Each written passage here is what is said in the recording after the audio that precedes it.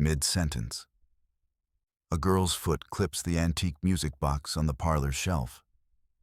It tumbles backward, slamming open to reveal a cracked mirror and a folded scrap of handwriting that flutters to the floor.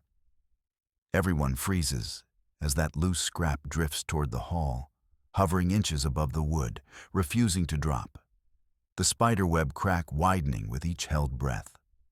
The hall always smelled faintly of lemon oil and polished cedar, the scent settling into the bones of the house the way routine settles into a family.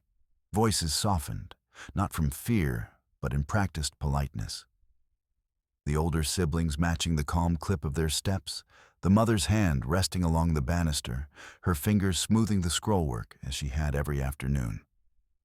Outside, the dog rolled onto its back in the yard. Paws up, a deliberate reminder that nothing truly urgent was happening. Any heirloom could slip. The music box had sat there long enough for its patina to belong with the wallpaper's rhythm. It was Tuesday. Soup on the stove, kettle whistle harmonizing with the mantel clock's tick. The crack in the mirror seemed inevitable, like a forgotten line from old family tales, talked about endlessly over tea but never close enough to touch. Little hands reached for the scrap now, not panicked, but with the calm certainty of someone brushing crumbs off a counter. Outside, rain began in slow, steady drops, tapping the windows in a rhythm the house had long since learned to breathe along with. The work table sagged under notebooks, folded cloth, the brittle scent of lemon peel from the basin. Mara scraped yesterday's stew residue from the rim and set a notebook beside the bowl. When Aidan slammed the cellar door open, he didn't speak but dropped a cracked oil lamp onto the table. The flame skittered, then steadied, casting the outlines of handwritten columns over their hands. "I followed the dates from your grandmother's ledger," Aidan barked, flipping to a page smeared with brown. Same lines, first throbbing after the harvest, then the burn near the ribs. He jabbed a finger at a smudged ink blot that matched the jagged scar he carried along his waist. Mara leaned over, apron strings brushing the dusty floorboards. "Ruth's notes," she murmured, tapping a page where her mother had charted each episode with a slash. The slashes marched in the same rhythm as the lines on the latest birth record. "It isn't the fever or the grain this year," she whispered. "It's this." Her fingers shook, tracing the marks. A thin smear of sweat darkened the paper. Little Sarah, who had been leaning against the pantry shelf, now clutched the wooden post, knees wobbling. "Mom," she said, voice high. "It's burning again." Her small hand pressed over her side, just beneath the ribs, mirroring Mara's grip. The table stilled. Mara set the basin down, water sloshing sideways. "Tell me exactly where," Aidan demanded, crouching so his face lined up with Sarah's. "No one moves. No one says it's nothing." His tone snapped like a whip. Sarah's jaw clenched. She pushed through a breath and pointed at a place nearly identical to the scar on Ruth's ledger. Mara pulled Sarah against herself. "Hold still," she said, pressing her cheek to Sarah's hair. The child went rigid, then uncurled into a shudder that rattled the table legs. Mara's knuckles whitened as she gripped Sarah's wrist. "It spikes when the moon wanes," she whispered, matching her mother's cadence. "Just after the moon wanes." Her voice cracked, but she didn't let Sarah go. Aidan flipped another page. "Here," he said, slamming it down.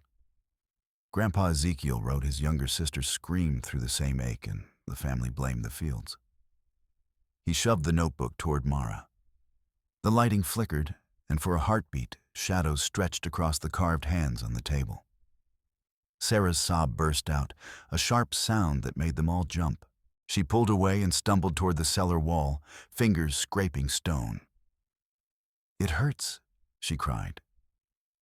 Aidan unfolded a clean cloth, pressing it against her side with both hands. Mara traced the worn ledger edges with her thumb. We've been ticking the same boxes since before my mother could write, she said, voice low but steady.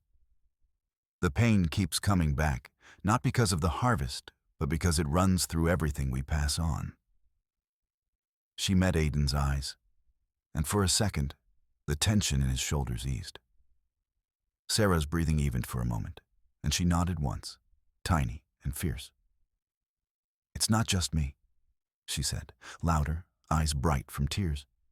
It's like everyone. She flung herself back into Mara's arms, her weeping turning into quiet hiccups. Aiden slid the notebook across the table and picked up the lamp. We mark it, he said, so the next torment can't hide. He paused, staring at the pages, then shook his head as if to dislodge an idea that insisted on staying. For now, we keep track. Mara pressed her forehead to her daughter's crown and whispered, "We're not pretending it's a single flare." Sarah's fingers tangled in Mara's hair, nails digging just enough to stay anchored. Mara inhaled, the smell of lemon, sweat, and old paper filling her lungs. The notebook between them had new ink, fresh slashes, new dates. Aiden began to write the hours, patterns, the pain. No solutions, no sweeping proclamations. Just the undeniable record that this ache threaded through their lineage. Sarah pushed open the attic door and hauled the crate of ledgers into the narrow light, dust motes breaking like sparks. She slapped the cover shut with one hand and pointed with the other. This entry, July, 3 pages in. They fight the same week as the harvest, same words. She leaned over Aiden's shoulder. Her fingers brushed his forearm, the same spot that flared when he clenched his jaw the night before. Mara bent to the open ledger, candle flickering against the cramped script. Aiden flipped the page, thumb tracing a date matching their current tension. They argued with great-grandmother Ilda about leaving the valley, he said, voice tight. Her husband stormed out, came back drunk and smashed the same bowl you broke with Theo last week. His other hand found the trunk edge, knuckles whitening. Sarah's breath hitched, then she pressed in. Every third day it climaxes, according to this. She read aloud. He would not listen, so she fled to the river. The line cut through the attic air. Mara snapped the candle closer so the letters glowed. Aiden slammed the ledger shut, then reopened it, eyes on Sarah. If it always lands here, then it's not just us doing damage. We keep replaying their footsteps. Then we have to stop following them, Mara said, straightening, feet shuffling papers on the trunk. Tonight's argument. Tonight we do something different. We don't escalate. We do not go silent. We walk out together before it can burn. Her voice was low but steady, the scrape of her boot a metronome for resolve. Sarah grabbed a scrap of paper, scribbled the recurring date, and thrust it toward Aiden. Call your father tonight.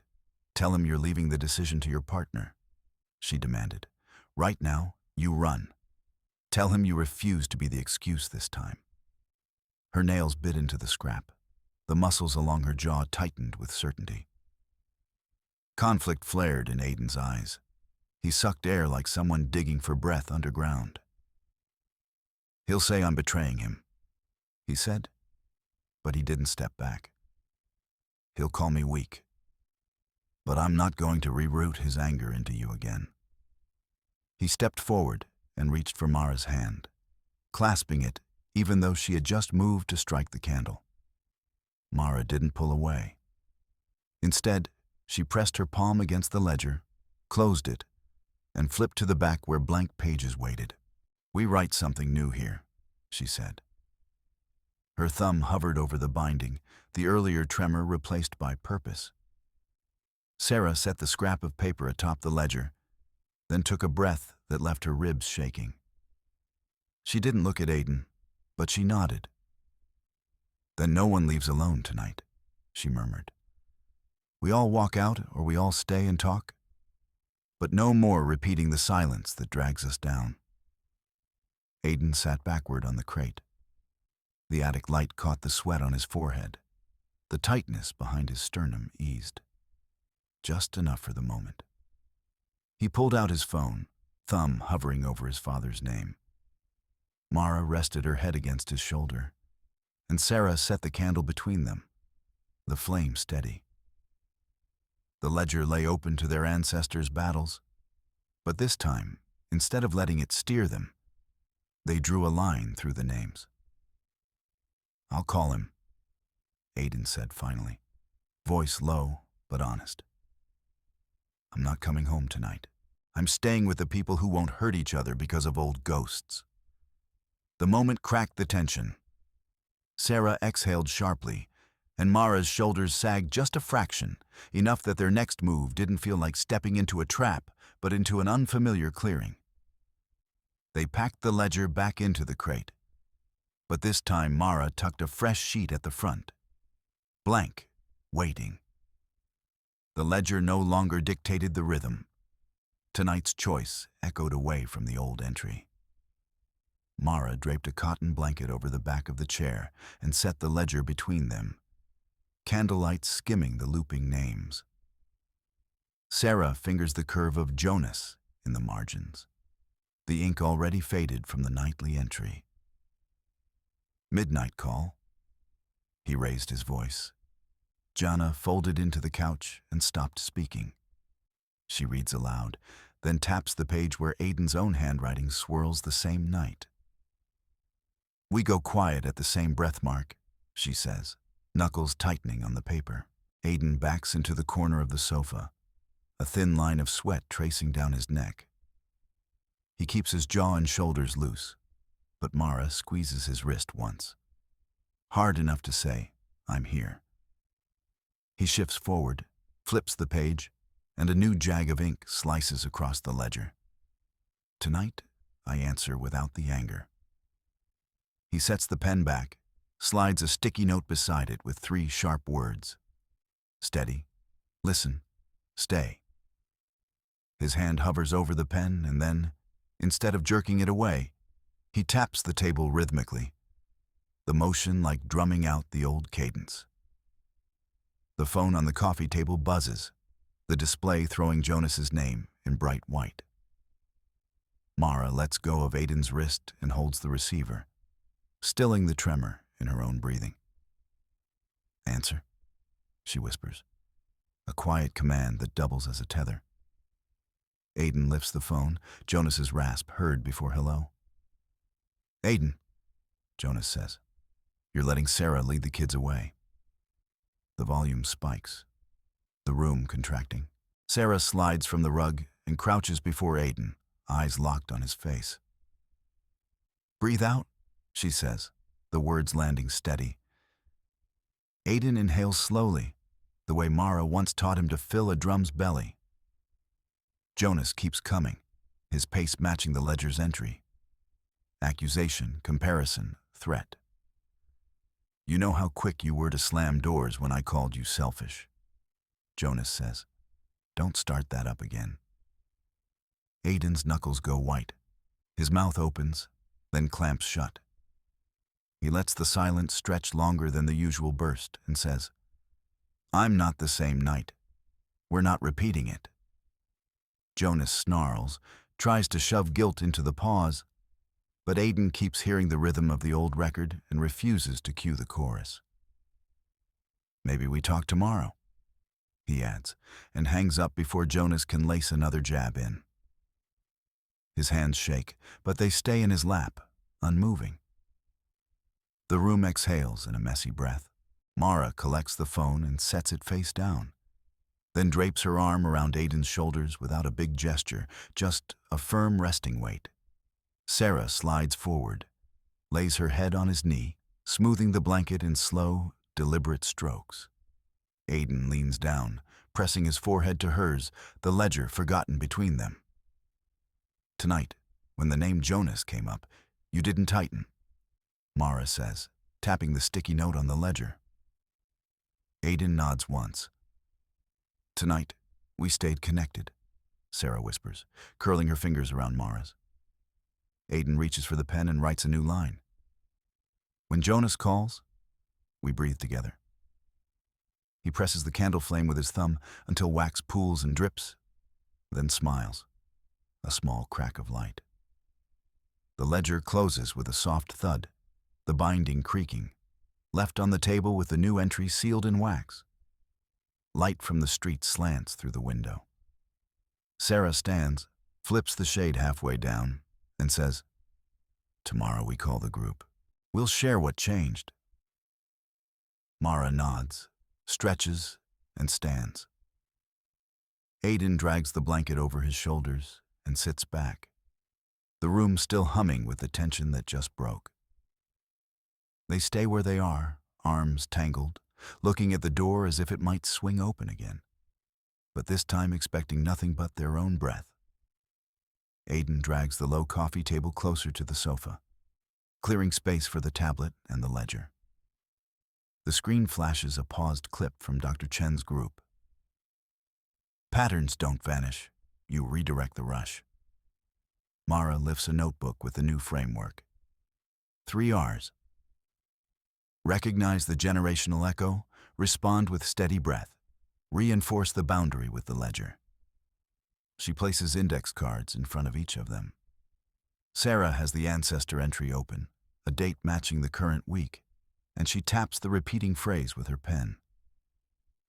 We already see it, she says, voice clipped. The anger shows up on the same day, same time, same set of reactions. We don't need to prove it again. We need to name it and do the R. They rehearse. Aiden speaks the script as Mara counts their inhale-exhale cycle. We're going to tell Jonas. The ledger shows this timing pattern. We're not taking it personally. We're enforcing the space.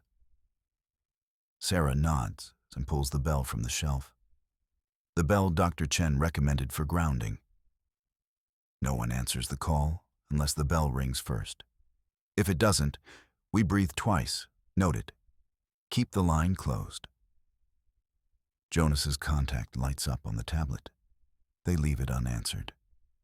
Instead, Aiden presses record and starts a new ledger entry. Pattern acknowledged, breathing boundary set. We will not let him pull us into the cycle without the bell cue. They each press their thumbs to the page, a ritual now feeling like a pact. The bell still hangs silent when Jonas arrives at the door. His knock is slow, patient. Aiden's hand flies to the knob, but Mara squeezes his forearm. Remember the framework, she whispers. Jonas pushes the door. Mara and Sarah stand between him and the entry. We're not opening until you ring, Sarah says, clipped and steady. You've had every chance to wait for us to answer. We don't need to relive the same entry. Jonas slams his palm against the wood, the sound sharp, but he doesn't step inside. You think this ledger and those cards can stop me? He sneers. Aiden backs up, not afraid, but letting Mara breathe. Jonas lunges toward the doorframe, face inches from the glass. You're the ones who keep all of us stuck, he says. Mara lifts the bell, not to ring, but to show awareness. We're not the ones stuck, she answers. We're the ones who finally wrote down the toll and said, that's not happening tonight. Jonas huffs. Anger softens as silence stretches thin. Without another word, he turns and leaves. The front hall feels suddenly bigger. Sarah closes the door and leans against it, shoulders shaking until the bell drops to her lap. Mara wipes her palms on her jeans, then reaches for the ledger, writing the night's events in the margin. Jonas arrived. Boundary held. He left without entry. Aiden circles the entry and adds a new line beneath it. We used the 3R loop, recognized the timing, breathed, reinforced. The ledger now records the bell as the only pass. Sarah glances up, eyes brighter. We didn't let the pattern own the room, she whispers. Mara pulls Aiden into the makeshift circle, and they hold on to each other for 3 breaths, the bell between them. The room settles with the weight of a small victory, the new entry a solid step away from the old cycle. Aiden sets the ledger on the coffee table and taps the bell twice, a signal that whatever happens next must be witnessed by all 3. Mara pulls the throw blanket up over her knees, keeping her hands on the table's edge to stay grounded. Sarah carries her notebook in one hand and a stack of yellow index cards in the other. "Tonight," she says, "we write what the bell did for us last time and what we agree to next." Her voice is steady despite the echoes of Jonas's absence. She hands each of them a card, Aiden's labeled "When Tension Comes," Mara's "Connection Cue," Sarah's "Shared History." It's no longer enough to let things simmer. They put pen to paper.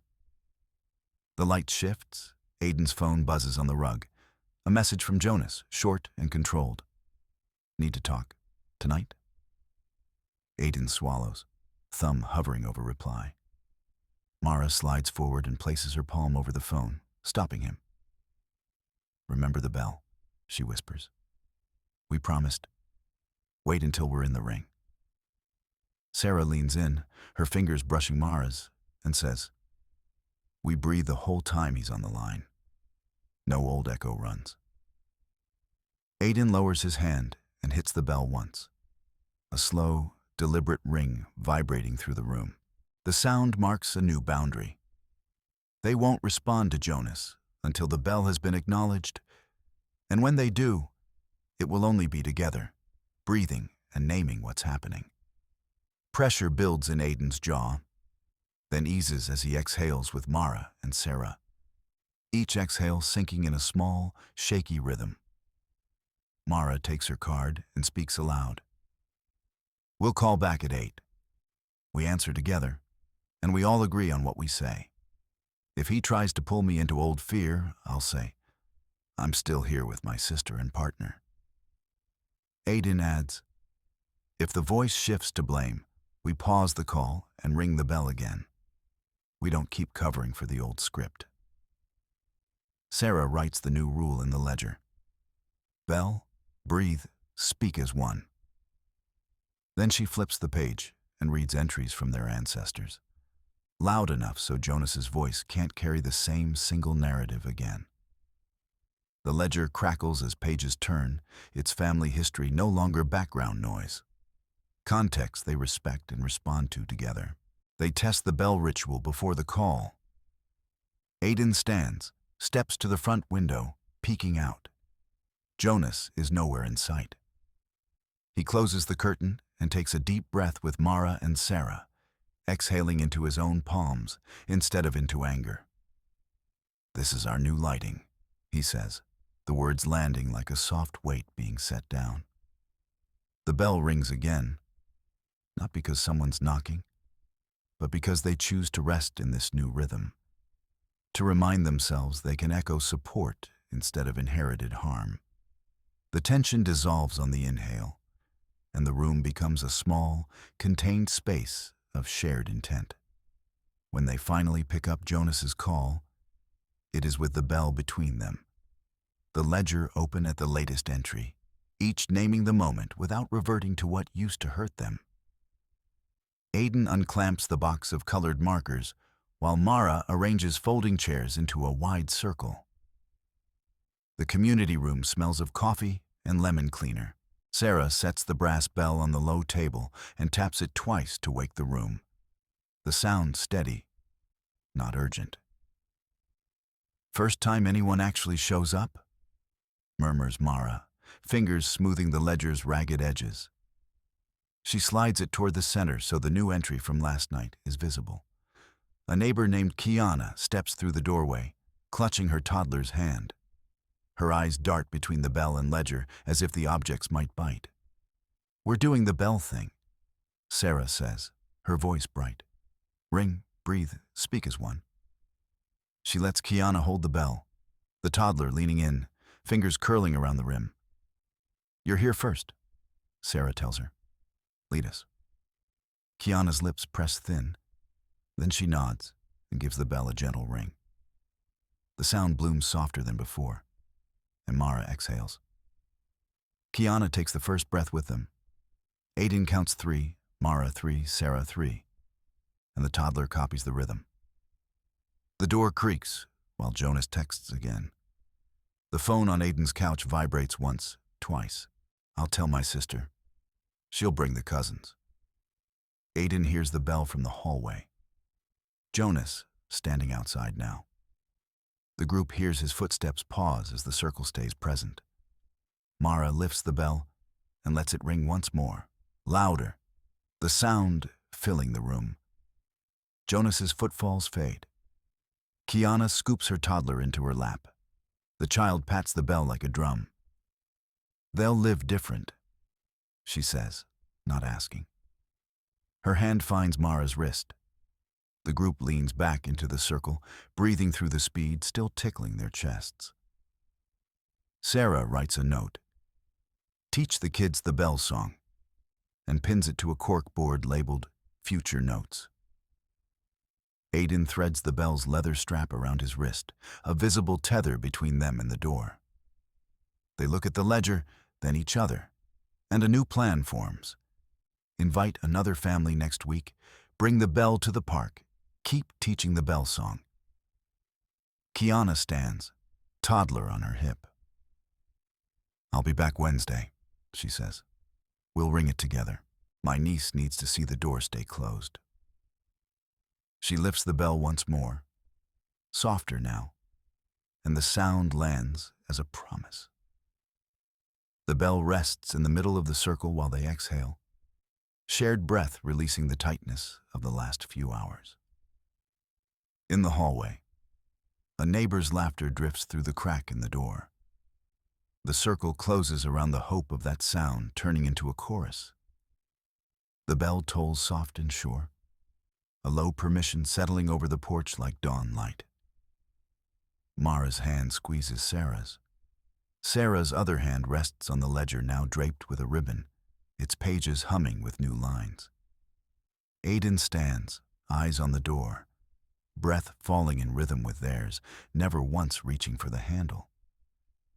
Jonas's shadow shifts beyond the glass, steps returning and stalling with every ring. The three of them do not speak until the chime fades, then exhale together, naming the moment aloud as if blessing a promise.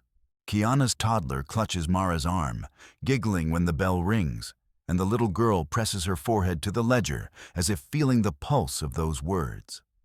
Jonas paces and then leaves, the distance between them thick with a finality that cannot be crossed again.